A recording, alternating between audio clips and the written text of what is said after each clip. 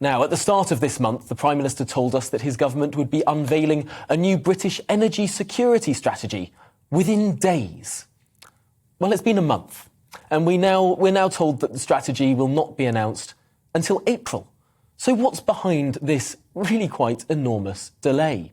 Well, joining me now is Jeremy Nicholson, energy specialist. Welcome to the programme.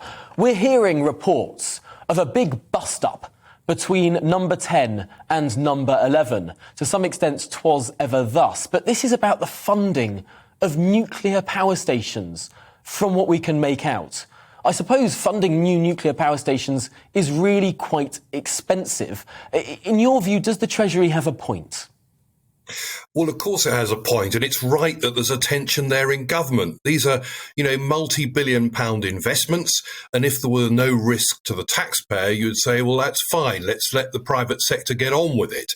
But unfortunately, it does need some state involvement to get these nuclear power stations over the line. It means, advantageous arrangements on finance, and it may need the Treasury, i.e. us as taxpayers, taking an equity stake in new projects if they're to be built. So it's a serious issue, and it's right that it's considered properly.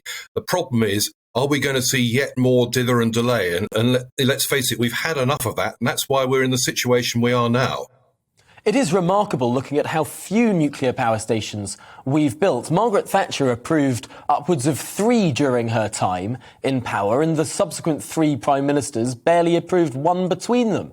It is remarkable that we've sort of taken our eye off the ball when it comes to nuclear, but it seems like there's now a consensus that has built across all parties, well, across the 2 major parties at the very least, that nuclear has to be a significant part of our mix going forward. Yes, and that's hugely important because the lead time for these projects can be 10 years or more between the concept and getting through planning and getting construction underway, and then a period of time in construction. So you're talking about several parliaments by the time the consequences of decisions made today result in new power stations generating electricity on the grid. So having a cross-party consensus is absolutely critical. Where I think it is concerning is there are always going to be reasons to put off a decision. And we can understand that. If I was a Treasury official, I'd probably be making similar points. But this is where it's important that the Prime Minister and the Cabinet say, actually, we can't afford to be in the situation we're in now, recurring into the future. We need to take these decisions. We need to get on with it and learn from what other countries have done to get nuclear costs down. I suppose this is the problem with elected politics. Our politicians are far too self-serving, trying to get them to have pain today, to spend money today for something that they will not see for several parliaments' time. Well, they're not going to be in power in several parliaments' time. I suppose it's understandable the incentives there, why government ministers seem to be dragging their feet a little bit.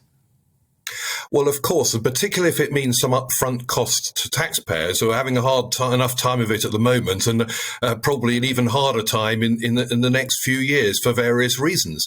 So loading costs onto future taxpayers is not a politically popular thing. On the other hand, we need to keep the lights on at a price we can afford. We can't count on gas being cheap, particularly if we're not producing as much of it as we could here. And although the costs of renewables have come down, there's only so much you can do with intermittent power to keep a system running. So we do need nuclear in the mix, and that does mean taking a long-term decision.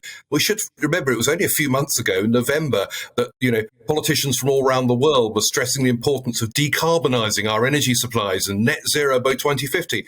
Well, that agenda hasn't gone away, actually, but we're not going to achieve it if we don't start putting the groundwork in now, and that means action on nuclear just as it does on renewables, storage and energy efficiency. And just finally, in the last 30 seconds of the programme, what's your expectation in terms of the energy strategy, including British natural shale gas, including fracking? I fear that the fracking issue will be fudged. It's a shame. We should be producing it here rather than importing it, but we will see some more North Sea gas, and that's probably a positive thing for UK energy security.